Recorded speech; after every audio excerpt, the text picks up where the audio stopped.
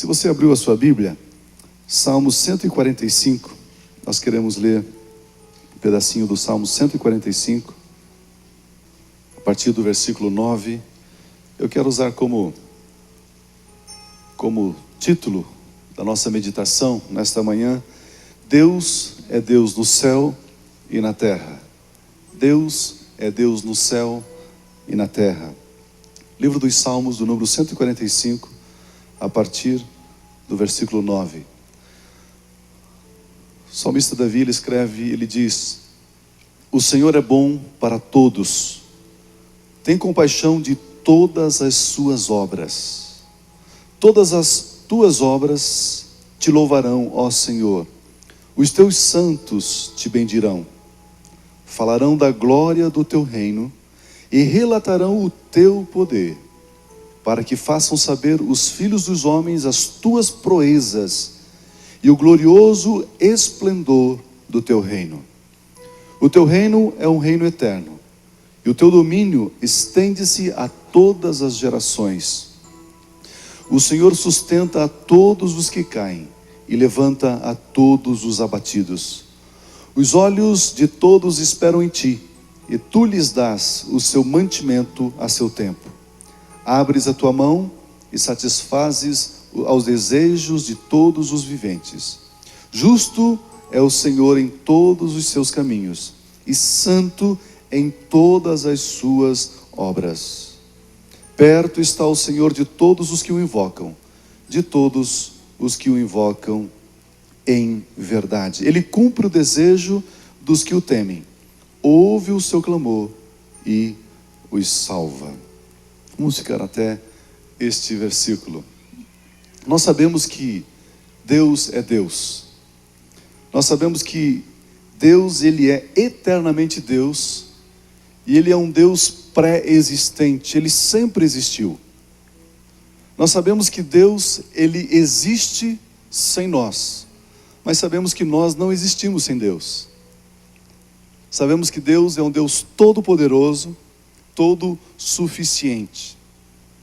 Quando o profeta Isaías faz um relato, tentando perceber um pouquinho acerca de Deus, Isaías diz que Deus tomou os mares, todos os oceanos, na concha das suas mãos. Todas as águas dos oceanos na concha das suas mãos. Ainda Isaías, ele comenta que ele tomou a medida dos céus a palmos. Ele mediu os céus assim a palmos. Todo o universo anuncia as obras de Deus. E o salmista diz que, Senhor, todas as tuas obras louvarão o teu nome. O Senhor é bom para com todos, tem compaixão de todas as suas obras. Tudo aquilo que Deus fez, ele tem compaixão de tudo aquilo que ele criou. O universo anuncia as obras de Deus, no Salmo 19:1. Deus organizou as estrelas do céu com os seus dedos. A Bíblia diz que Deus foi colocando com o dedo uma estrela aqui, uma ali, uma colar, outra lá, outra lá. Ele foi organizando as estrelas nos céus, no universo, no cosmos, com o seu dedo. Interessante nós vermos que Deus é grande. Eu tenho comentado isso. Deus é grande, grande, grande, grande, grande, grande. Deus é muito grande. Deus é grande, muito grande. Deus é grande. Você pode imaginar Deus grande, grande, ele é mais e mais e mais, infinitamente grande. Deus é muito grande. Para vocês terem uma ideia, a estrela mais próxima da Terra, excetuando o Sol, a estrela mais próxima está a 4.300 anos-luz de distância da Terra. 4.300 anos-luz de distância da Terra. A primeira estrela, a estrela mais próxima da Terra. A velocidade da luz é de 299.727 quilômetros por segundo. A luz, ela tem uma velocidade de 299.727 quilômetros por segundo. Em um segundo, ela percorre essa distância. Ou seja, a luz, ela tem a velocidade de 1 bilhão 78 milhões e 30 mil quilômetros por hora. Então você pode colocar 1 bilhão, 78 milhões e 30 mil quilômetros que a luz percorre em 1 hora essa distância. Para você ver a velocidade da luz. A Lua, ela está distante da Terra 384.551 quilômetros. Nós estamos aqui e a Lua está a 384.551 quilômetros de distância. Se nós fôssemos de avião, um voo de cruzeiro de 800 quilômetros por hora, sem parar, saíssemos daqui de avião e fôssemos em direção à Lua, se fosse possível isso, nós estaríamos gastando 19 dias nesse avião, sem parar, sem escala, sem abastecimento, sem nada, para podermos chegar ali na Lua. A luz, no entanto, ela faz essa distância em 1 segundo, em 1 minuto e 30 segundos. Ela percorre essa distância toda em 1 minuto e 30 segundos, a velocidade da luz para ela atingir a Lua. O Sol, ele está distante da Terra a 149.637.000 quilômetros. O Sol está distante da Terra. Isso significa que, se nós fôssemos de avião a 800 km por hora, nós gastaríamos 21 anos sem parar 1 minuto para chegarmos ao Sol. Você sai hoje e daqui a 21 anos você estaria chegando lá no Sol. Imagina onde você estava 21 anos atrás. 21 anos atrás. Interessante nós vermos que, imagina o seguinte, aqui, pendurado aqui está a terra. Imagina assim um grão de pimenta do reino, uma sementinha de pimenta do reino, aqui. Aqui é a terra, nós estamos aqui, ok? Um grãozinho de pimenta do reino. O Sol estaria a 24 metros de distância desse grãozinho de pimenta do reino. Vamos fazer 24 metros, ali estaria o Sol. Mais ou menos 8 polegadas de tamanho seria a esfera do Sol. A primeira estrela, ela estaria a 6.400 quilômetros. Então aqui está a Terra, essa sementinha. 24 metros estaria aqui o Sol. Depois, 6.000 quilômetros nós teríamos a primeira estrela de distância de nós. Se nós fôssemos essa sementinha, esse grãozinho aqui. Se você pegasse um avião para ir para a primeira estrela, a 800 km por hora, você gastaria 51 bilhões de anos para chegar lá. Depois de 51 bilhões de anos, você estaria lá chegando naquela estrela. A luz, no entanto, quando ela sai daquela estrela, para ela chegar até aqui, nesse grãozinho de semente, né? Nessa pimenta do reino, nessa pimentinha, ela gasta 4.300 anos para ela chegar aqui. Hoje à noite, se você puder, dar uma olhadinha numa estrela, aquela luz que você está enxergando, ela saiu da estrela antes de Moisés ter atravessado o Mar Vermelho. Antes de Moisés ter atravessado o Mar Vermelho com o povo de Israel, aquela luz saiu daquela estrela e está chegando hoje, aqui. Hoje.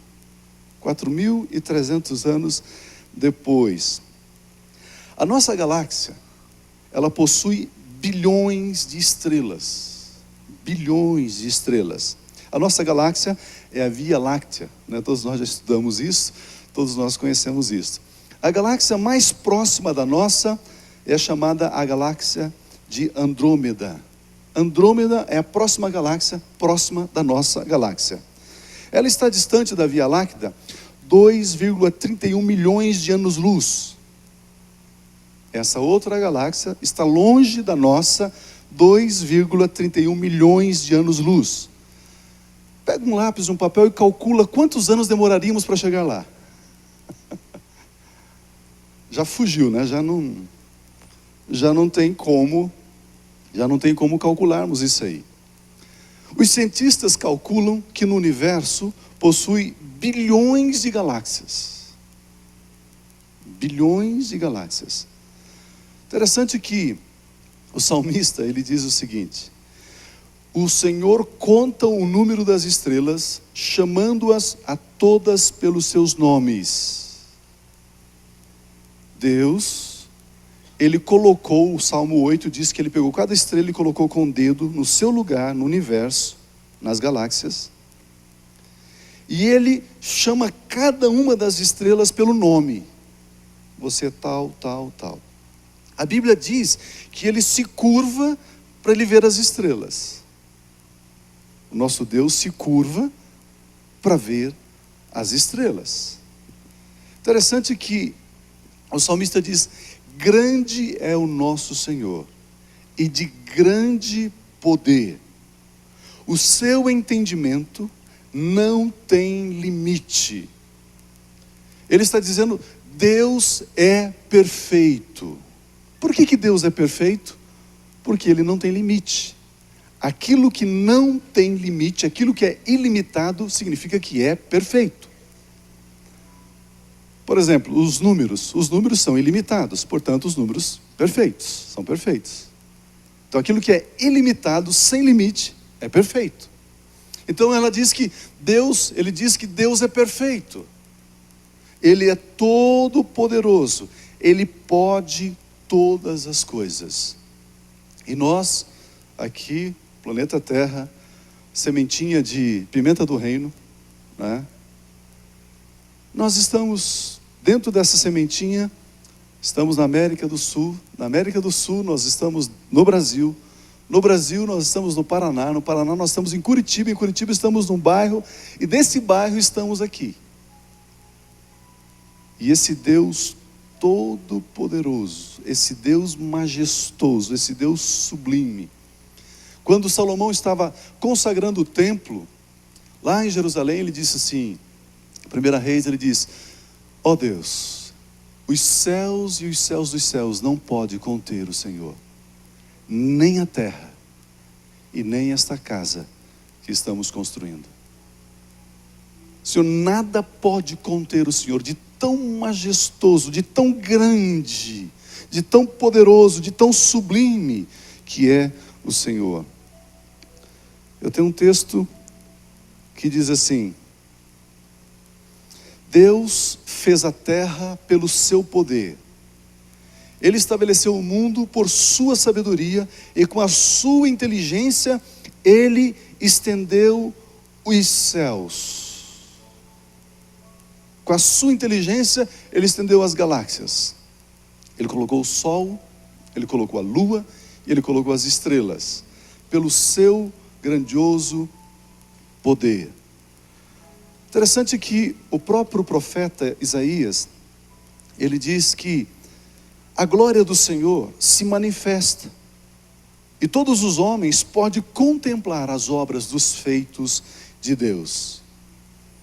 E ele repete aqui: foi Ele que mediu com a concha das mãos as águas e tomou a medida dos céus a palmos. Ele foi medindo a palmos.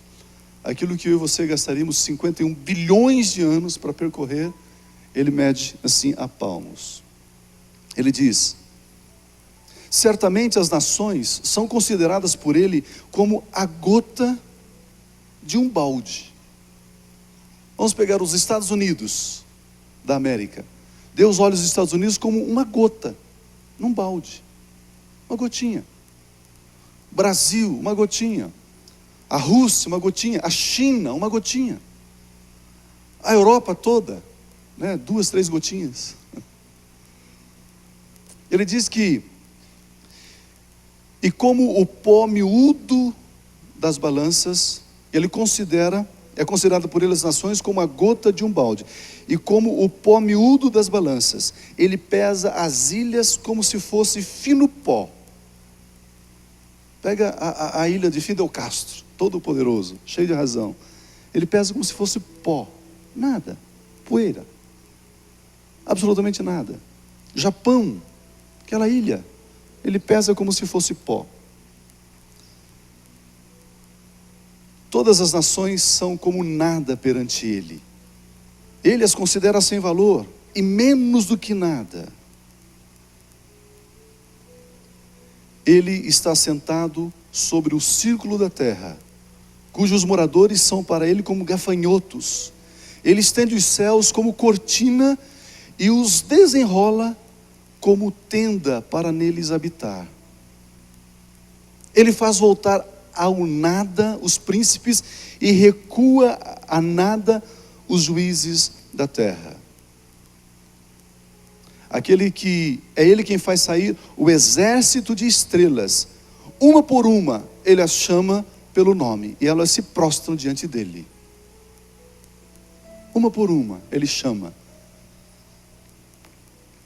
Interessante que o escritor ele vai mencionando uma série de coisas aqui. Ele diz: porque dizes, ó Jacó, e tu reclamas, ó Israel, o meu caminho está encoberto ao Senhor. Ele não vê a minha causa, Ele não vê a minha dor. A minha causa passa desapercebida ao meu Deus. Não sabes, não ouviste? O Senhor é o eterno Deus. O Senhor é o Criador dos confins da terra. Ele não se cansa e Ele nem se fadiga. Deus nunca se cansa, nunca se fadiga, nunca fica extenuado. E não há quem esquadrinhe o seu entendimento.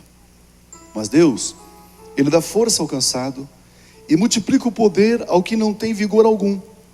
Até os jovens se cansam e se fatigam, e os jovens tropeçam e caem. Mas aqueles que esperam, aqueles que confiam no Senhor, renovarão as suas forças, subirão com as asas como águias, correrão e não se cansarão, caminharão e não se fatigarão. É o Deus que se importa. É o Deus que enviou o Filho dele, Jesus Cristo, para vir nesse grãozinho de pimenta do reino, morrer. Ele se fez homem. Ele se limitou e Ele veio aqui na terra para morrer na cruz, para salvar a você e a mim, para nos resgatar, para nos salvar. Deus Todo-Poderoso, Deus tremendo, Deus magnífico. Não é maravilhoso servir um Deus assim? Que nos ouve, que se importa conosco, que conhece cada um de nós e nos chama pelo nome. Ele olha para cada um de nós e conhece o nosso nome. E tem um plano, um projeto tremendo de resgate e de salvação para toda a humanidade. Eu gostaria que você fechasse os seus olhos um pouquinho só. E se você ora em línguas, eu gostaria que você fosse orando em línguas. Eu gostaria que você falasse com esse Deus. Eu gostaria que você conversasse com Ele. E saiba de uma coisa: a hora que você começar a falar com Ele, Ele vai te ouvir. Ele vai te ouvir. Sabe por quê? Porque Ele está aqui no nosso meio nesta manhã. Por que eu estou pedindo para você orar em línguas? Porque a Bíblia diz que aquele que ora em línguas ora bem. E esse Deus é digno de que eu e você façamos uma oração boa, que oremos bem. E quem ora em línguas, ora bem. Quem ora em línguas, fala em mistérios com Deus. Quem ora em línguas, ele consegue falar, dialogar com Deus para além da mente, para além da consciência. A mente é muito pequena, é muito limitada. A nossa mente é muito pequena. Mas quando nós oramos em espírito, nosso espírito é muito maior, muito mais amplo do que a nossa mente. Eu gostaria então que você estivesse orando. Feche os seus olhos e ore. Se você não ora em línguas, ore a oração que você sabe orar. Vá orando e fale com Deus nesta hora. Eu gostaria que você conversasse com Ele. Eu gostaria que você falasse com Deus nesta manhã. Vá orando a Ele. Ora bacala babachatarakatalavas. Oh larabababasheketalavas. Ori kandarabakandalabas. Ori larabakoshetekendanabakandanabakahasheteribehes. Oliro kondoranabahadekiterekesatarababahasheterabahas. Ori lorokandaranabahaterekendarabababa. Fale com Deus, Ele quer ouvir a sua voz. Ele quer ouvir a sua voz. Ele te conhece. Ele conhece o seu coração. Fale com Ele. Oh, rakashatana katarabahadekiterekendarababash. Saiba que Ele está ouvindo a sua oração. Saiba que Ele está ouvindo a sua voz.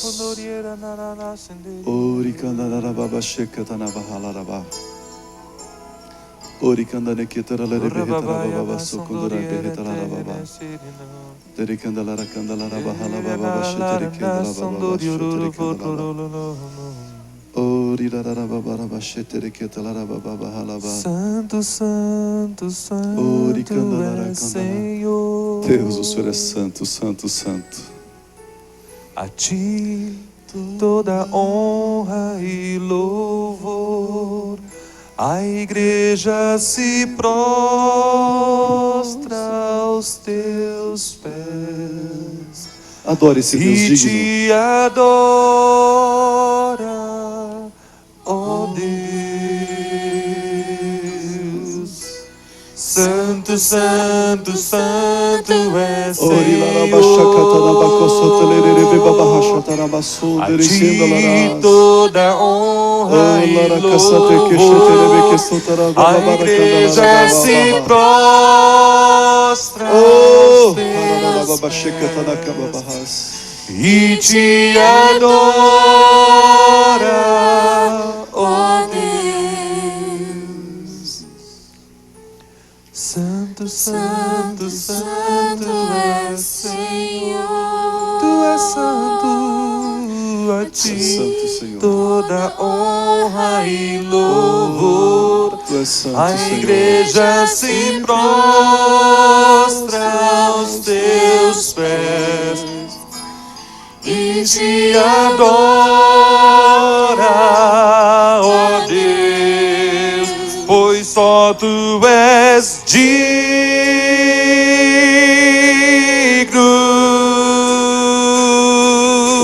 digno,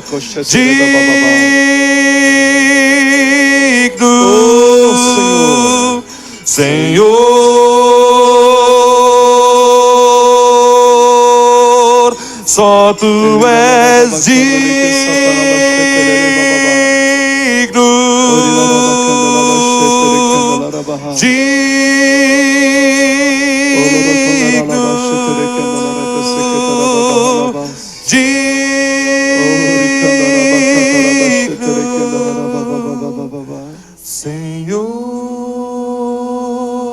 Senhor,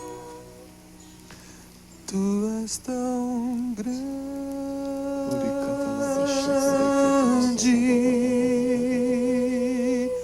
tão grande,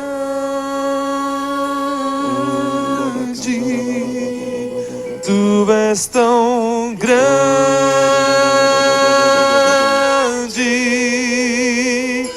Senhor,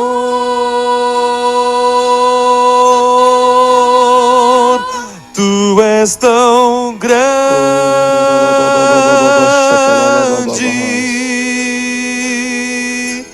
grande,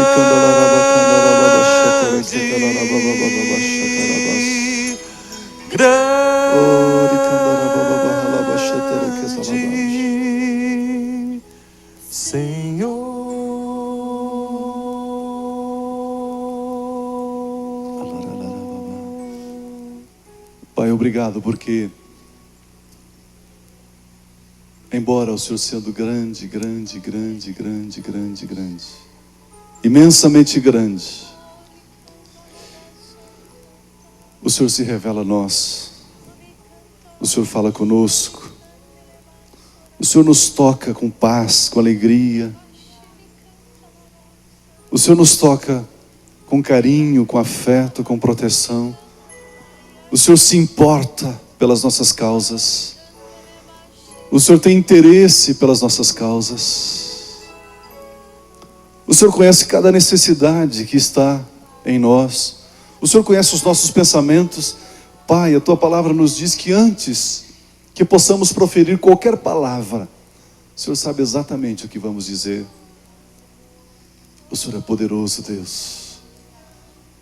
Pai, obrigado porque o Senhor nos deu Jesus. E é por causa do sangue de Jesus que nós temos direito de estarmos na tua presença. Não são os nossos feitos, as nossas obras, as nossas realizações. Pai, não é pelo nosso talento, não é pela nossa capacidade que nós temos acesso à sua presença, mas é por causa do sangue. É por causa do sangue.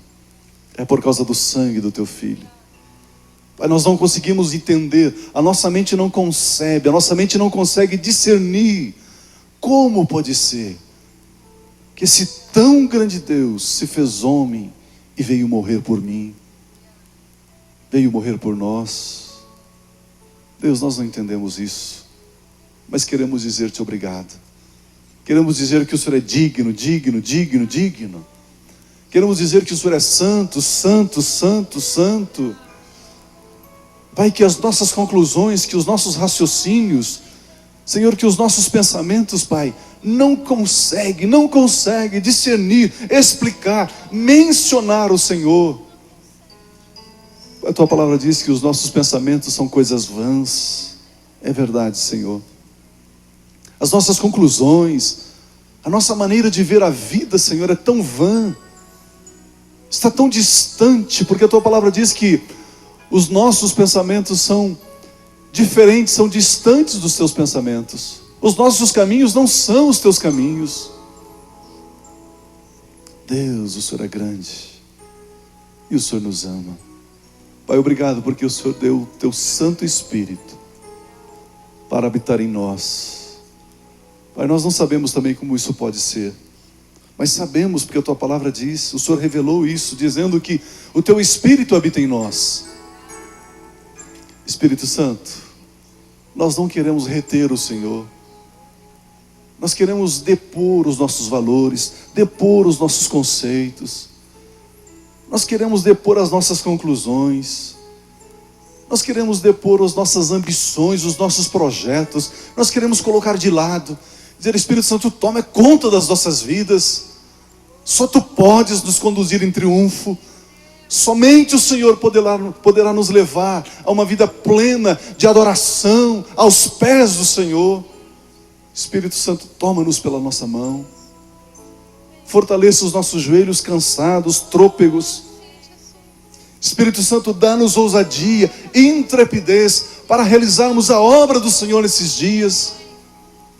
Levanta-nos com ousadia, levanta-nos com autoridade, levanta-nos com poder. Deus, somos tão pequenos. Lembra-te, Senhor, que nós somos pó, mas o Senhor é Deus. O Senhor pode trabalhar com o pó.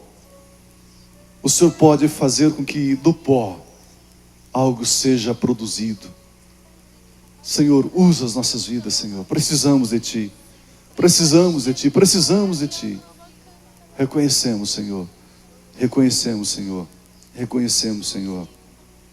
Em nome de Jesus. Em nome de Jesus. Em nome de Jesus. Amém, Senhor. Amém. Lucas capítulo 10. Lucas capítulo 10. Tem uma experiência que todos conhecem. Que é a segunda parte da minha ministração nesta manhã. Versículo 38, Lucas 10, 38. Indo eles de caminho, entrou numa aldeia, e certa mulher, por nome Marta, o recebeu em sua casa. Tinha esta uma irmã chamada Maria, a qual, assentando-se aos pés de Jesus, ouvia a sua palavra. Marta, porém, andava distraída em muitos serviços, e aproximando-se disse, Senhor, não te importas de que minha irmã me deixe servir só? Dize-lhe que me ajude. Respondeu-lhe Jesus, Marta, Marta, estás ansiosa e preocupada com muitas coisas, mas uma só é necessária. Maria escolheu a boa parte, a qual não lhe será tirada. Deus é Deus nos céus, Deus é Deus na terra. A primeira parte da minha mensagem foi essa que eu ministrei. Deus é grande, grande, grande, grande, grande, grande. A segunda é essa aqui. Deus é bom, bom, bom, bom, muito bom. Deus é bom, muito bom. Deus é muito bom, muitíssimamente bom. Amados, o homem, nós, em Adão, nós nos afastamos de Deus, nós nos separamos de Deus. Deus, no seu infinito amor, na sua infinita bondade, Ele não desistiu do homem, Ele não desistiu de nós. Mas Deus enviou Jesus, simplesmente porque Ele nos ama. Ele enviou Jesus porque Ele tem compaixão de nós, porque Ele se importa com cada um de nós. Jesus Cristo é o presente do Pai, é a expressão do Pai. A Bíblia diz: porque Deus amou o mundo de tal maneira que deu o seu Filho unigênito. Deu o seu Filho unigênito. Jesus é o presente do Pai, é o presente de Deus para as nossas vidas. E aqui nesse texto, nesse episódio, nós podemos tirar alguns princípios aqui. O Criador do universo, o Criador do cosmos, está sentado na sala da casa de Marta e de Maria. Jesus Cristo, o Senhor dos senhores e o Rei dos reis, assentado na sala da casa. Talvez sentado ali no sofazinho, até colocou o pé num outro móvelzinho, numa cadeira, para descansar um pouco as suas pernas da viagem. Está ali. E o que foi que Marta e Maria fizeram? Como que elas se comportaram? Como que elas trataram esse Deus que é infinito, esse Deus que é tão grande, tão grande, tão grande, tão grande, tão poderoso, mas quando Ele chega e se assenta do nosso lado, quando Ele entra num santuário, num templo como este, está ao lado de cada um de vocês, sentado aí, porque Ele é onipresente, como é que nós nos portamos? Como é que nós nos relacionamos com esse Deus? O que é que nós fazemos? Eu vejo que aqui manifesta um grande conflito, um conflito que se estende pelas gerações. Querer ter antes de ser. Talvez esta seja uma das maiores pedras que nós tropeçamos dioturnamente, constantemente. Nós queremos ter antes de ser. Nós queremos possuir as coisas antes de sermos alguém. É um conflito que se estende pelas gerações. Marta, ela retrata aqueles que querem ter antes de ser. Jesus Cristo estava ali sentado na sala da casa de Marta. A Bíblia diz que nada do que foi feito sem Jesus se fez. Ele participou de cada criação, de cada obra, de cada feito. Nada, absolutamente nada do que existe passou a existir sem Jesus. Tudo passou por Ele, porque Ele é o Logos, Ele é a palavra, Ele é o verbo de Deus. E Ele está ali. E quando nós queremos fazer antes de ser, nós tropeçamos. Por quê? Olha Marta. Marta queria fazer antes de ser. É o que está acontecendo aqui nesse quadro. Ela queria fazer. Eu vou fazer isso. Eu vou fazer aquilo. E quando nós realizamos isso, quando nós passamos por esse processo de querer fazer antes de ser, olha o que Jesus adverte. Ele diz assim: Marta, Marta, você está ansiosa, você está preocupada, e olha o que está aqui no versículo 40. Marta, porém, andava distraída em muitos serviços. Quando você quer fazer antes de ser, você fica distraída, ansiosa, preocupada, e ainda você começa a censurar, a criticar os outros, porque foi o que ela fez. Senhor, eu estou trabalhando, eu sou aqui tão diligente, eu sou tão aplicada, e a minha irmã é tão folgada, Senhor. Nós começamos a criticar os outros. E esse Deus que conhece tudo, sabe tudo, é grande e poderoso, Ele traz o ensinamento e diz: espera lá. Será que vocês não percebem como que é que vocês têm que viver a vida de vocês? E será que Jesus tinha autoridade para ensinar? Será que Ele tem autoridade para nos ensinar como é que devemos viver a vida? Irmãs, nós só temos uma vida para viver na terra, só uma. Nós só vamos passar aqui nesse grãozinho de semente, de pimenta do reino, só uma vez. Só uma vez nós vamos viver aqui. E você decide como é que você vai viver essa vida. É você quem escolhe. Você tem livre-arbítrio. Você decide se você vai viver esta vida de uma forma gostosa, leve, de uma forma cheia de fé, de confiança, de contentamento. Você vai enriquecer a sua vida, não materialmente, não financeiramente falando, enriquecer no sentido de viver abundantemente, viver prazerosamente, viver de uma forma feliz, abundante. Ou você escolhe viver essa vida de uma forma pesarosa, triste, pesada, reclamando, murmurando. Não dá, porque choveu, porque está frio, porque está calor. Você decide. E Jesus está dizendo aqui, se você quiser ter as coisas, antes de ser, você vai ficar ansiosa, preocupada, distraída, e você vai fazer reprimenda àquelas pessoas que querem ser antes de ter. E quem está dizendo isso aqui é o Criador do universo. Aquele que se locomove muito mais rapidamente do que a velocidade da luz. Ele diz, eu sou a luz. Ele se locomove muito mais rapidamente do que a velocidade da luz.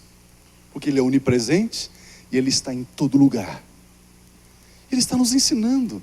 Ele veio da sua glória, do seu esplendor. Ele se limitou, se limitou, se limitou, se limitou, se limitou, se limitou, se limitou, se limitou, se limitou e se limitou.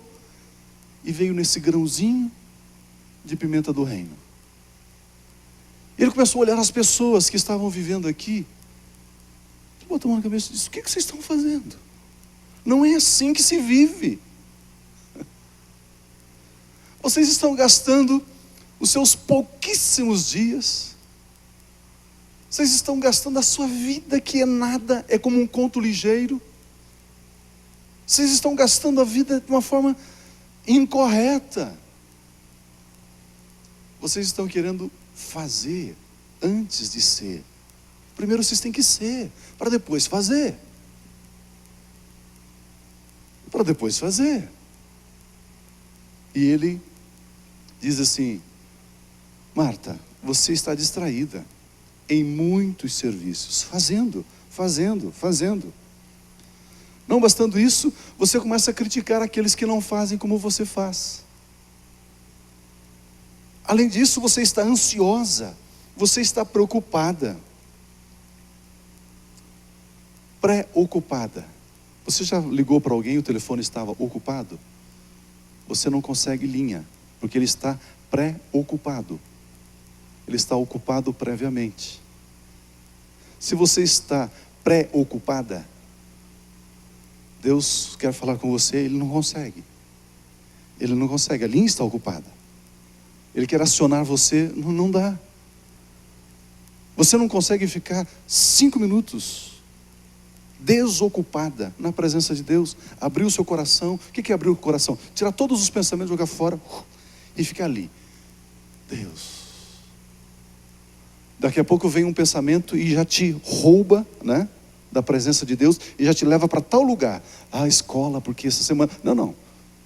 Está amarrado em nome de Jesus e volta para a presença dele. Senão você fica preocupada. Você fica ocupada com as coisas do fazer e não do ser. Isso te dá ansiedade, porque você quer realizar, você quer que as coisas aconteçam, e as coisas não acontecem no tempo que você quer, no prazo que você quer, da maneira que você quer. Aí você fica ansiosa. Aí você dá coice no marido, dá coice nos filhos, né? Aí você quer manipular as pessoas, você quer fazer as coisas acontecer, você quer trabalhar de uma maneira tal que tem que ser do jeito que você acha que tem que ser, porque eu tenho que fazer. E aí não consegue. Aí fica ansiosa. Não se tinha histórico de mulheres com 35, 40 anos tendo infarto. E hoje tem um monte. Um monte de mulheres infartando com 40 anos de idade. Com hipertensão. Ansiosas, com insônia. Umas engordam demais por causa de ficar nervosa. Outras emagrecem demais porque fica nervosa. Outras não sei o quê, outras não sei, outras... E o Criador do Universo fica olhando e diz: para que isso? Para que isso? Ele está dizendo que primeiro nós temos que ser. Maria, ela estava querendo ser. Ela estava querendo ser. E Maria, ela senta nos pés do Criador de todas as coisas.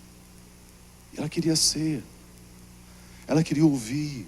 Ela queria aprender. Antes de sair fazendo, aprenda. Antes de sair fazendo, tenha conexão com aquele que sabe todas as coisas. Antes de sair fazendo, ouça. Jesus é o símbolo daquilo que é eterno, daquilo que é profundo. Quando nós escolhemos ser, Jesus nos apoia. A palavra, ela é eterna. A comunhão com Jesus é eterna. Aqueles que buscam a presença de Jesus jamais passarão, porque se tornam, passam a ser.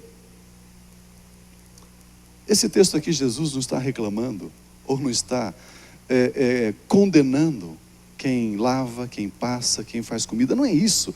Esse texto é mais alto do que isso, é mais sublime do que isso. Esse texto está falando de ideologia.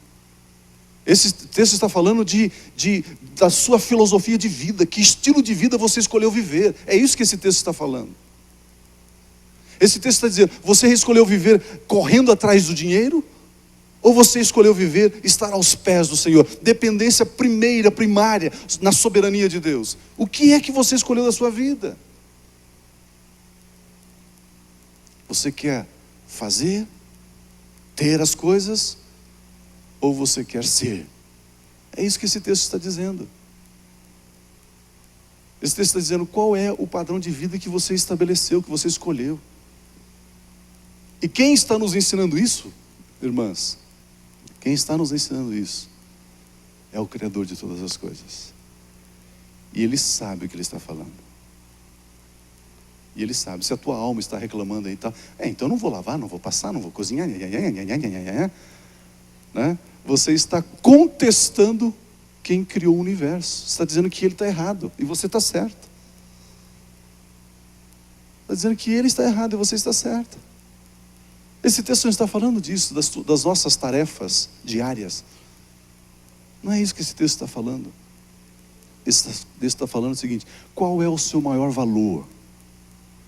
Qual é o seu maior valor?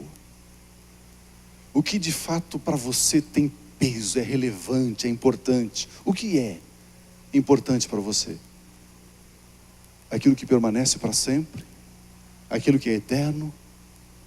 Ou aquilo que passa, aquilo que acaba, aquilo que vai, aquilo que não permanece? É exatamente isso que esse texto está falando. Ele está falando que eu e você precisamos aprendermos, nós precisamos aprender a nos tornarmos alguém em Cristo, para depois nós realizarmos alguma coisa para Ele. Então Deus é bom, Ele é bom, muito bom. Deus é infinitamente bom.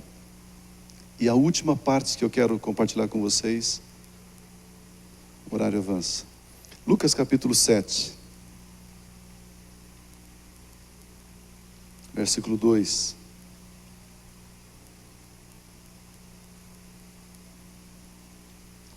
Lucas 7.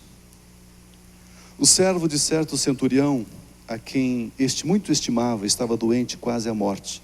Quando o centurião ouviu falar a respeito de Jesus, ouviu-lhe uns anciãos dos judeus, enviou-lhes uns anciãos dos judeus e rogou-lhe que viesse curar o seu servo.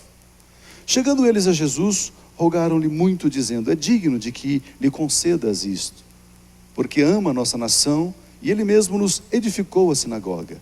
Então Jesus foi com eles E estando já perto da casa, enviou-lhe o centurião uns amigos para lhe dizer: Senhor, não te incomodes, pois não sou digno de que entres em minha casa.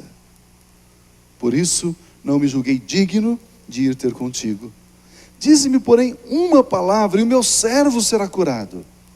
Pois também eu sou homem sujeito à autoridade. E tenho soldados às minhas ordens. E digo a este, vai, e ele vai. A outro, vem, e ele vem.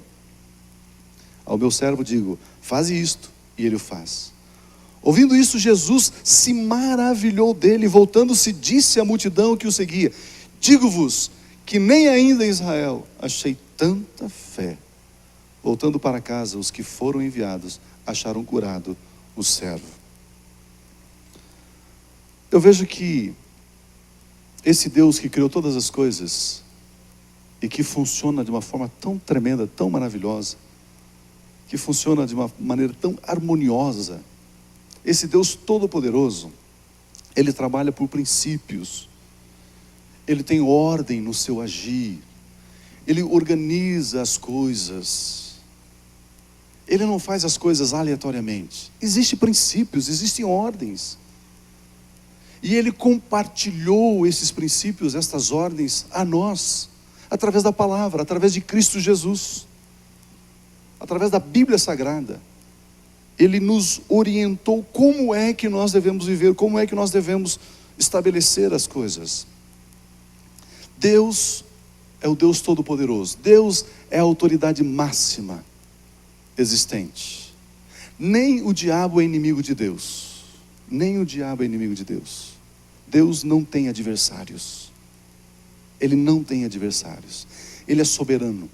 Ele é único. Ele é único. Ele nem adversários ele tem. Ele é a autoridade máxima. Ele se constitui como a autoridade maior, a autoridade máxima. Interessante é que, se você quiser abrir a sua Bíblia em Efésios no capítulo 3, Efésios capítulo 3, versículos 14 e 15. Por causa disto, Efésios 3, 14 e 15. Por causa disto me ponho de joelhos perante o Pai de nosso Senhor Jesus Cristo, do qual toda a família nos céus e na terra toma o nome. Por causa disso me ponho de joelhos perante o Pai de nosso Senhor Jesus Cristo. Deus, Ele é a autoridade maior. E a Bíblia Sagrada diz que Deus é Pai. Ele é Pai. Ele é o cabeça. O texto diz que Ele é Pai de quem? Pai de nosso Senhor Jesus Cristo. Jesus Cristo é seu Filho. Jesus Cristo é o seu Filho. Ele é o Pai. Sendo Jesus Cristo o Filho e Ele o Pai, nós podemos ver aqui um princípio de uma família. Pai, Filho. Estamos encontrando aqui a constituição de uma família. Quem origina a família é o Pai. O Pai dá origem, dá início à família. Deus é o primeiro Pai. Portanto, a paternidade, a autoridade pertence a Deus. Ele é o Pai, Ele é a autoridade, Ele pode todas as coisas. Antes da criação do universo, da terra, Deus já era Pai. Antes de todas as coisas existirem, Deus já era Pai de Jesus Cristo. Jesus Cristo, o seu Filho. O texto diz do qual toda a família nos céus e família na terra. A Bíblia fala que existe família nos céus e família na terra. Antes de existir a terra, já existia família nos céus. Se existia família nos céus, isso significa que a família é antes de todas as coisas. Antes de existir a terra, já existia família. Deus Pai, Deus Filho. Então a origem da família é anterior à criação do mundo. Não foi o homem quem inventou, quem criou a família. Não foi o homem que deu origem à família. Não foi o homem. A família é mais do que um grupo de pessoas vivendo debaixo de um teto. Pai, filhos, pai, família, tem sua origem no próprio Deus. Portanto, esta é a primeira ordem de autoridade constituída no universo. Deus Pai, Deus Filho. Existe uma ordem. Antes de todas as coisas existirem. como Deus trabalha com exemplos, como Deus trabalha com modelos, Deus dá o exemplo de como ser pai. E Jesus Cristo deu o exemplo de como ser filho. E quando você lê os evangelhos, Mateus, Marcos, Lucas e João, você vê o relacionamento de Jesus com o Pai e você vê o relacionamento do Pai com o Filho. Por exemplo, algo que o Pai Celestial faz que nós, pais terrenos, não fazemos ou fazemos de uma forma errada. Quando um filho faz alguma coisa bem feita, nós corremos e a psicologia diz, você tem que incentivar, você tem que dar reforço, você tem que apoiar, não é isso que a psicologia faz? Fala. Então quando a criança, o filho, a filha faz alguma coisa, o pai vai e dá um carinho, passou de ano, dá uma bicicleta, dá uma bola, dá isso, dá aquilo, não é isso? Mas a Bíblia diz que quando Jesus saiu do Jordão, depois de ser batizado, veio uma pomba, o Espírito Santo em forma corpórea como pomba, pousou sobre ele, e ouviu-se uma voz do céu que dizia, tu és o meu filho amado, em ti eu tenho satisfação, em ti eu tenho prazer. Mas vocês perceberam que Jesus não tinha curado nenhum enfermo, não havia ressuscitado nenhum morto, Jesus não havia pregado nenhuma mensagem, Jesus não havia feito nenhuma obra, e o Pai está dizendo, filho, eu te amo. Percebe que é diferente da gente? Nós só falamos para os filhos, eu te amo, parabéns, damos um presente, quando o filho faz alguma coisa. Mas o Pai Celestial não. Antes do filho fazer qualquer obra, ele diz, filho, eu te amo. Em ti eu tenho prazer. A Bíblia fala do relacionamento do pai com o filho. E a Bíblia fala do relacionamento do filho para com o pai. Em João, Jesus Cristo diz, tudo o que eu faço, eu vi o meu pai fazer.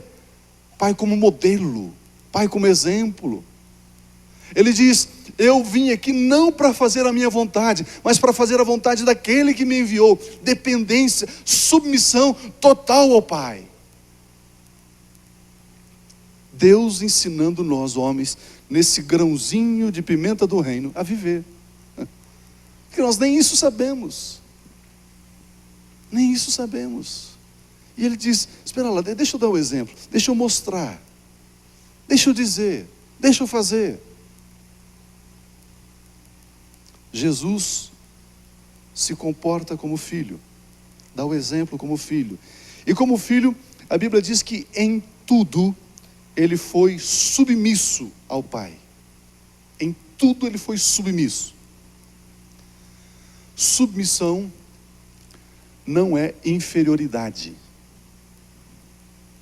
Submissão não é inferioridade.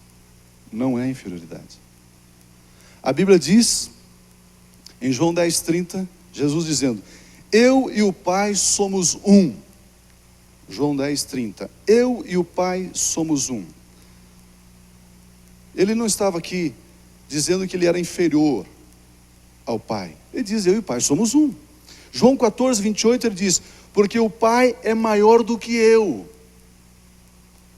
Eu e o Pai somos um, mas o Pai é maior do que eu. Ou seja, eu sou submisso ao Pai. Eu não sou inferior ao Pai. Sendo assim, Jesus e o Pai são um, mas Jesus se submete ao Pai. Jesus, portanto, não é inferior ao Pai. A submissão lhe permite união. A submissão lhe permite igualdade. A submissão lhe permite o posto, o status de ser igual. Ser um. Sem a submissão, não pode haver união. A submissão eleva, a submissão não subjuga, a submissão não escraviza, a submissão eleva. Eu e o Pai somos um, mas o Pai é maior do que eu. Jesus não agia por si mesmo. João 14:31 diz, mas é para que o mundo saiba que eu amo o Pai e que faço como o Pai me ordenou. Você pode encontrar textos como João 15:10, João 12:49, João 8:28, João 6:38, João 14:6. Todos esses textos Jesus está dizendo, eu vim fazer a vontade do Pai, eu faço aquilo que Ele me ordena, eu faço aquilo que Ele manda eu fazer, eu só faço aquilo que eu vejo Ele fazer, tudo aquilo que eu faço porque é a vontade do Pai, eu estou em submissão ao Pai, eu sou obediente ao Pai, mas eu e o Pai somos um, estamos unidos. O Pai é a autoridade, eu sou o Filho, mas eu sou um com Ele. Somos semelhantes. Deus trabalha produzindo na terra o que já existiu no céu. Se antes de todas as coisas já existia família no céu, Ele quer reproduzir essa família na terra. A primeira ordem é a paternidade. A segunda ordem é a filiação. A terceira ordem é a família. 1 Coríntios 11:3 diz: mas quero que saibais que Cristo é o cabeça de todo homem, e o homem o cabeça da mulher, e Deus o cabeça de Cristo. 1 Coríntios 11. Deus o cabeça de Cristo. Cristo o cabeça do homem. O homem o cabeça da mulher. E aqui nós temos uma família. É assim que funciona. É assim que está estabelecido. Aqui nós temos uma cadeia de autoridade. E a autoridade de Deus Pai só vai chegar lá embaixo, nesse fluxo, se um estiver submisso ao outro. Deus Pai, Deus Filho, homem, mulher e filhos. A mulher, ela não está em posição de inferioridade, mas ela deve estar em submissão ao marido. A mulher não tem que estar em submissão ao homem, ela tem que estar submissa ao marido. A Bíblia não diz que a mulher tem que estar submissa ao homem, tem que estar submissa ao marido, não ao homem, ao marido, que é o cabeça. A submissão da mulher ao marido lhe confere união com ele. A submissão da mulher ao marido confere a ele a autoridade. Assim como Jesus, submisso ao Pai, tem a autoridade do Pai, assim a mulher submissa ao marido tem a autoridade do marido. Se ela não está submissa ao marido, ela não terá a autoridade do marido. Deus Pai, Deus Filho, marido, mulher e filhos. A mãe que tem dificuldade, que não tem autoridade sobre os filhos, possivelmente essa mãe não tem autoridade, aliás, não é submissa ao marido. Se a mãe é submissa ao marido, ela tem autoridade sobre os filhos. Se ela não é submissa ao marido, ela não terá autoridade sobre os filhos. A mãe que precisa dizer, quando o teu pai chegar, eu vou dizer para ele, aí você vai ver. Mas espera lá, ela, mãe, mulher, submissa ao marido, ela tem a mesma autoridade do marido, porque ela está unida a ele. Ambos se tornaram uma só carne. Mas se ela não se submete ao marido, ela não tem autoridade do marido. Se ela não tem autoridade do marido, ela não terá autoridade sobre os filhos. É assim que funciona. É isso que está estabelecido na Bíblia.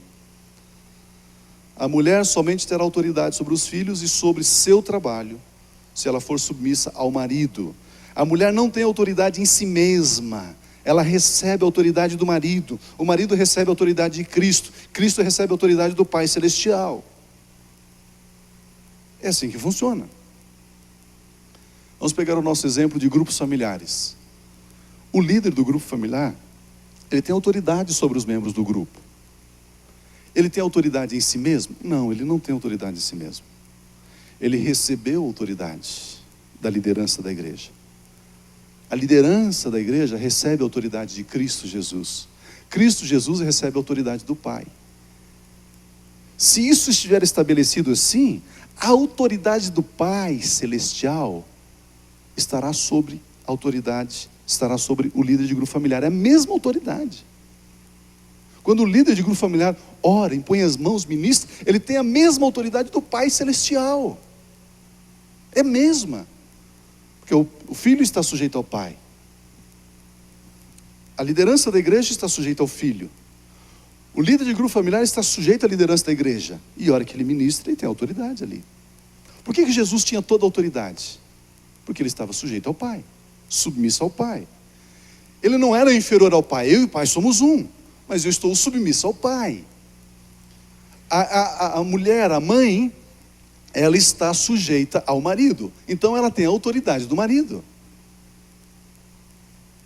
Ela tem a mesma autoridade do marido.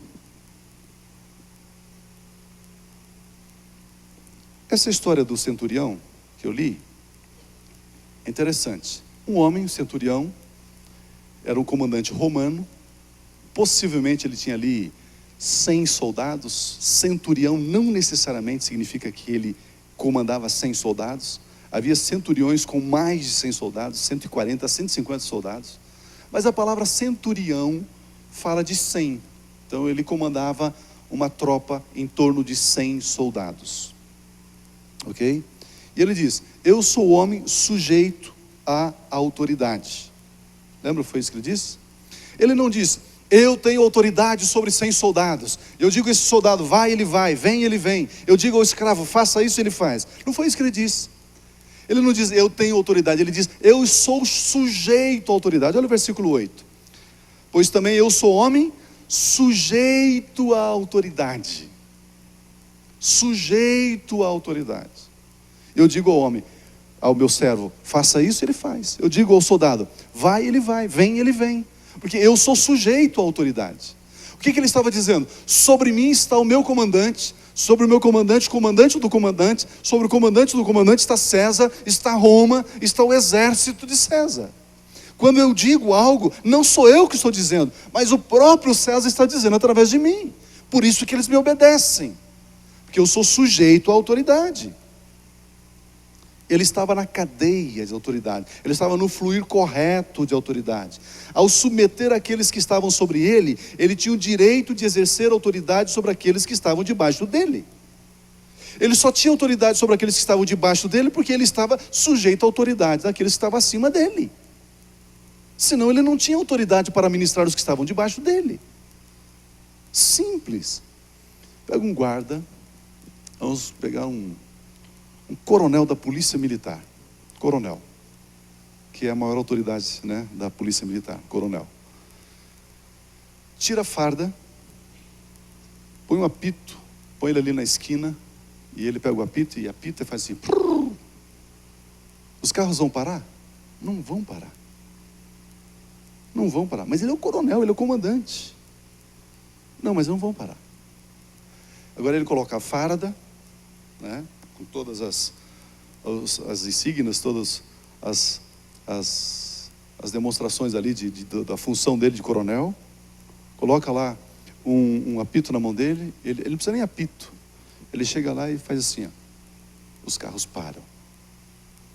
Porque a farda diz que ele está ligado à autoridade.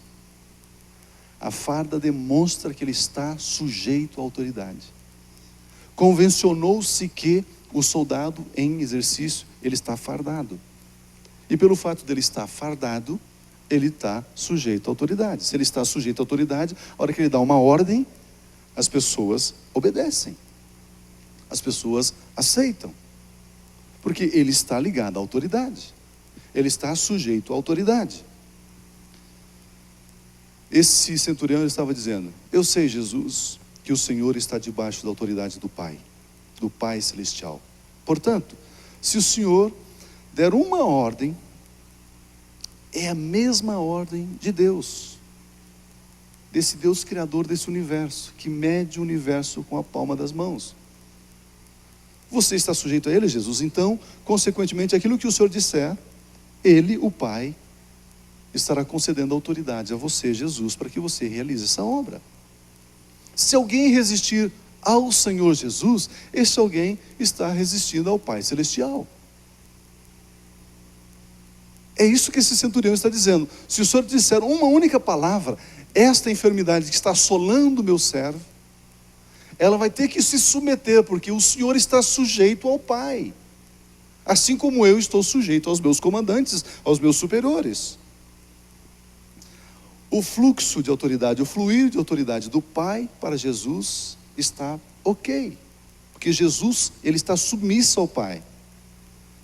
Mas muitas vezes, o esposo, não necessariamente ele está sujeito a Jesus.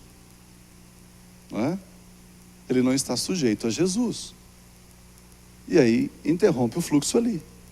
E você, mulher, você, esposa, está debaixo do marido. Mas ele trava o fluxo ali, e agora? Aí você tem que passar a perna no marido, para que você entre no lugar dele, que a autoridade de Jesus esteja sobre a sua cabeça. É assim? Não. Não importa se o seu esposo esteja fora do fluxo de Jesus. O importante é que você esteja debaixo da autoridade do seu marido. Esse é o princípio. É assim que está estabelecido. É assim que funciona. Você deve estar debaixo da autoridade do seu esposo. Em você estando debaixo da autoridade do seu esposo, significa que a autoridade do Pai Celestial virá sobre a sua vida. Mesmo que o seu esposo não esteja em submissão a Jesus. Porque você está dentro do princípio de autoridade. Se o comandante do centurião estivesse em desobediência com César, por isso ele não teria autoridade sobre os soldados? Não, ele teria autoridade sobre os soldados, do mesmo jeito. Mesmo que o comandante dele estivesse fora da autoridade de César. Ele teria autoridade porque ele estava sujeito ao seu comandante.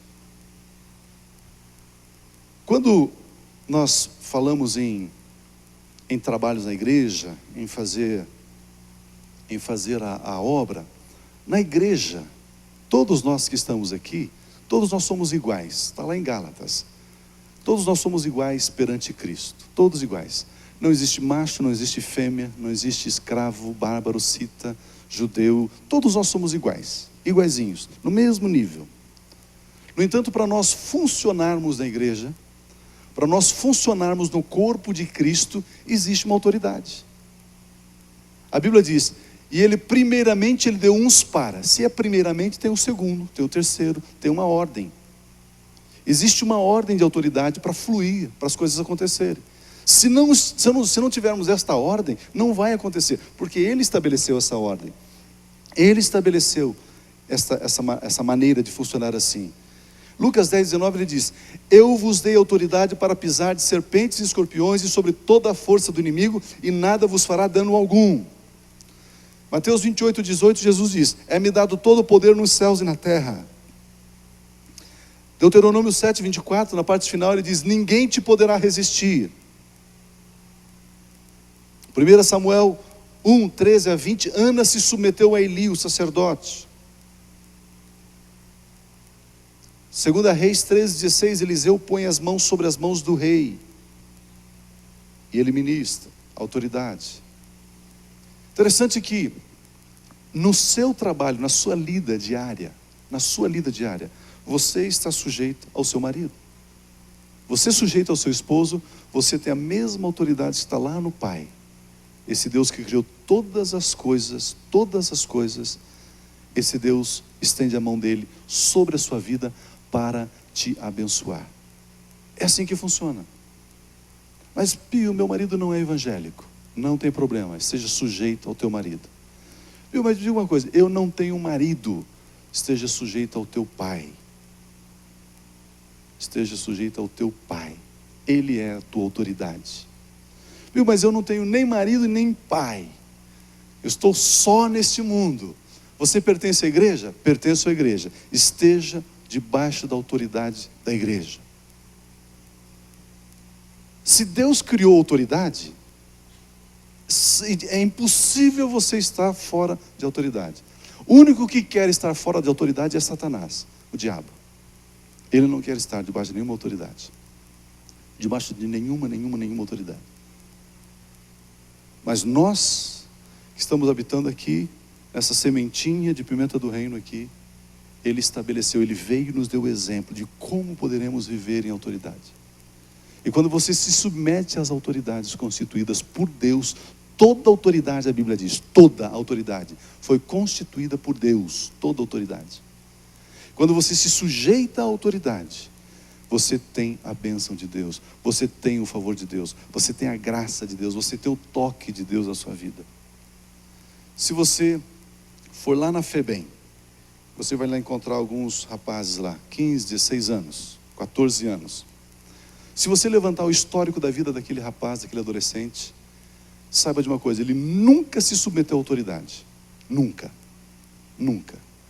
Ele se rebelou aos pais, aos avós, aos tios, ele se rebelou contra o professor, contra o guarda de trânsito, ele se rebelou contra isso, contra aquilo, e ele está lá na casa de recuperação, lá na FEBEM. Se você encontra um rapaz, nessa mesma idade, bem sucedido, estudando, tranquilo, prosperando, saiba de uma coisa: ele sempre se sujeitou à autoridade. Sempre. Por isso que ele está próspero. Ele sempre se sujeitou. A lei diz, é assim, ele diz, ok, pois não. É assim, sim, pois não. É assim, sim, pois não. Pois não, como que eu devo fazer? Faça assim, pois não.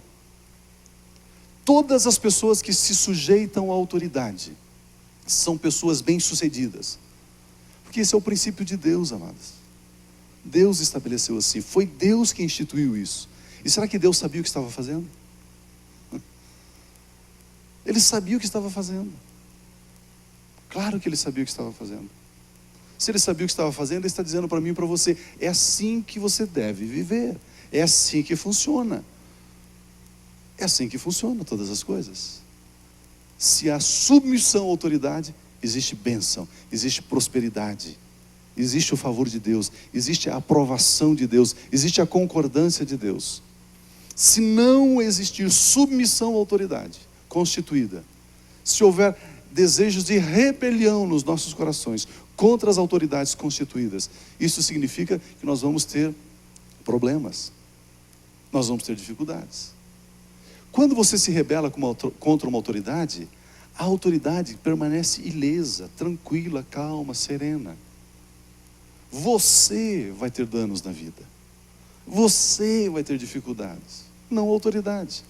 Eu não aceito, eu não concordo, eu protesto, porque pode protestar, a autoridade está ali, calma, serena e tranquila. Não é com ela não vai sofrer dano algum. Quem vai sofrer o dano é você, que se rebela contra a autoridade. É assim que funciona. Você quer ser uma mãe com autoridade? Seja sujeito ao teu marido.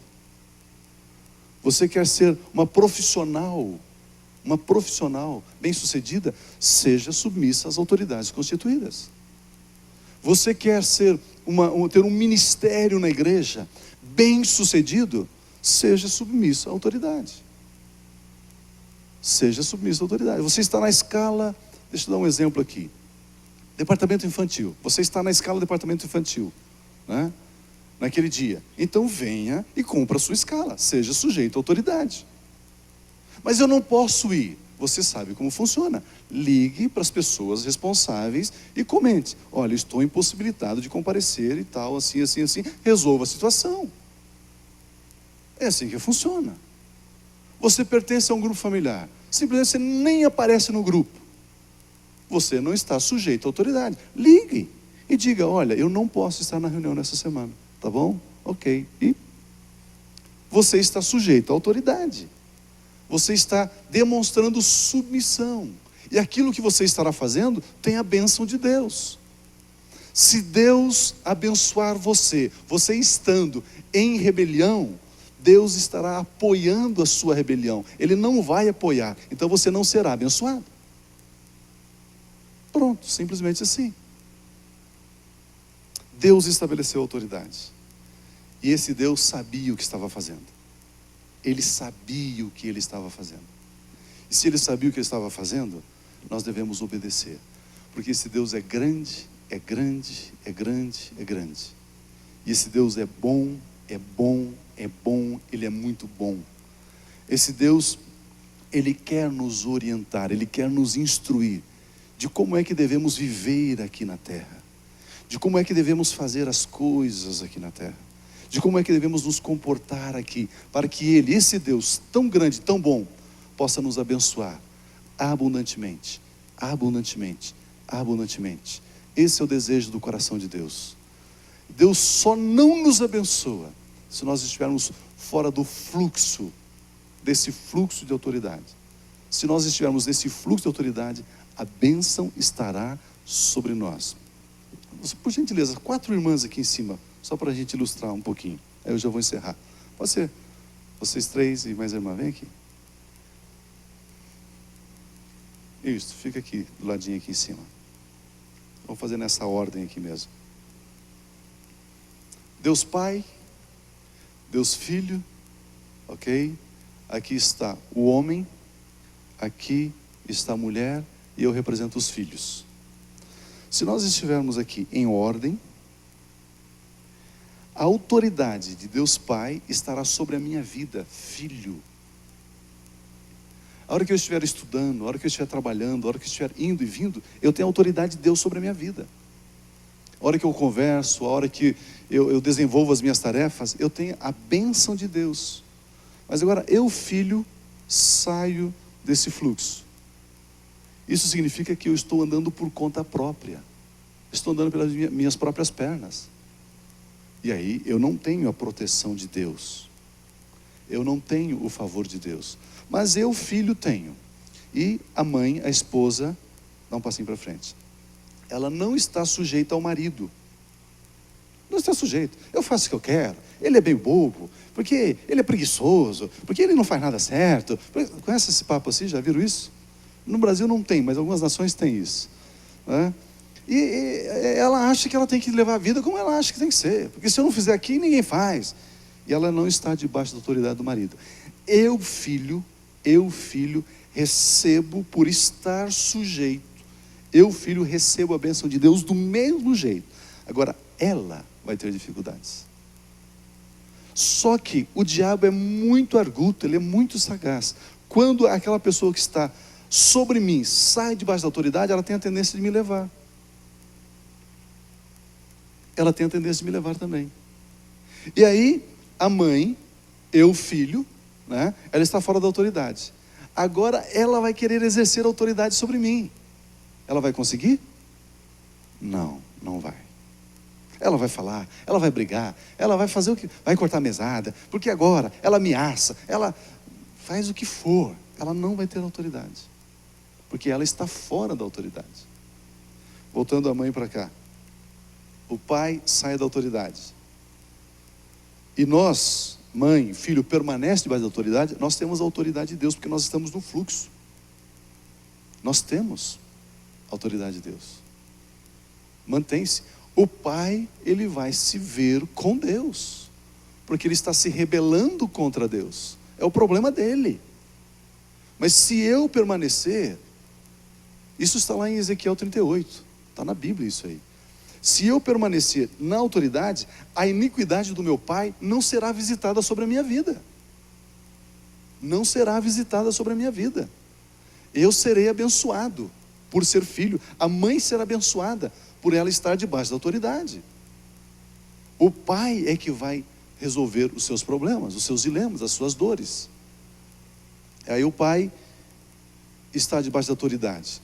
Imagina, amados, que tremendo que é isso. A autoridade de Deus Pai sobre Deus Filho, sobre o marido, sobre a esposa, sobre os filhos. Ou a autoridade de Deus Pai, Deus Filho, igreja, mudando agora para a igreja. A liderança da igreja, os membros da igreja, todos alinhados debaixo dessa autoridade de Deus. Você vê quanta graça de Deus existe nisso, quanto favor, quanta abundância de Deus. E eu vejo que se nós sairmos dessa autoridade, isso significa que Deus não poderá nos abençoar. Não poderá nos abençoar, porque nós estamos fora do propósito de Deus. Obrigado, mas interessante que a Bíblia diz que esse Deus tão grande, tão grande, tão grande, um dia para Ele é como 1000 anos. 1000 anos como um dia. Você pode imaginar isso? Passou 1000 anos, um dia para Ele. Isso significa que Ele não está sujeito ao tempo. Deus está acima do sol, não debaixo do sol. Ele não está sujeito ao tempo. Se Ele não está sujeito ao tempo, e 1000 anos para Ele é como um dia, eu vejo que eu e você, nós não podemos cochilar nenhum minuto da nossa vida. Nenhum minuto. Nós temos que estar alinhados com a autoridade. Por quê? Se Deus resolver dar uma bocejada assim, ó, passaram-se 300 anos. A hora que Ele olhar, cadê eles? Já não está mais lá. Já foi. Você já não existe. Você já deixou de existir. Então não deixe Deus nem dar uma bocejada. Ande na linha. Mantenha contato, esteja conectado. Esteja ligado com Deus. Mantenha-se alinhado com Deus. Para que as bênçãos de Deus, o favor de Deus esteja permanentemente sobre a sua vida. Eu quero terminar lendo esse texto aqui. O Senhor é bom para todos Ele tem compaixão de todas as suas obras. Todas as tuas obras te louvarão, ó Senhor. Os teus santos te bendirão. Falarão da glória do teu reino e relatarão o teu poder, para que façam saber os filhos dos homens as tuas proezas e o glorioso esplendor do teu reino. O teu reino é um reino eterno, e o teu domínio estende-se a todas as gerações. O Senhor sustenta a todos os que caem e levanta a todos os abatidos. Os olhos de todos esperam em ti, e tu lhes dás o seu mantimento a seu tempo. Abres a tua mão e satisfazes aos desejos de todos os viventes. Justo é o Senhor em todos os seus caminhos, e santo em todas as suas obras. Perto está o Senhor daqueles que o invocam. Esse Deus Todo-Poderoso, que criou este universo imenso, imenso, imenso, imenso, Ele diz para mim e para você: procure primeiro ser, para depois fazer. Que o ser, ter o caráter de Cristo, seja o seu alvo. Seja o seu alvo. Nós queremos fazer as obras de Cristo, mas nós não queremos ter o caráter de Cristo. Nós queremos curar os enfermos, queremos expulsar os demônios, queremos libertar isso, queremos fazer aquilo, mas não queremos ter o caráter de Cristo. Queremos fazer e não queremos ter o caráter de Cristo. Esse texto de Marta e Maria diz que nós devemos primeiramente buscar ser, para depois fazer. Quando nós somos, aí nós vamos fazer. Fazer como? Debaixo de autoridade. É assim que devemos fazer. Debaixo de autoridade. É isso que vamos fazer. Se estivermos debaixo de autoridade, tem o favor de Deus, tem a bênção de Deus, tem a prosperidade de Deus. Se não estivermos debaixo da autoridade, não temos o favor de Deus. Amados, é assim, pura e simplesmente assim, bem simples. Esse Deus Criador de todas as coisas nos ensina. E Ele quer que eu e você sejamos prósperos, sejamos abençoados, porque esse é o coração dele. Ele é um Pai que nos ama. Amém?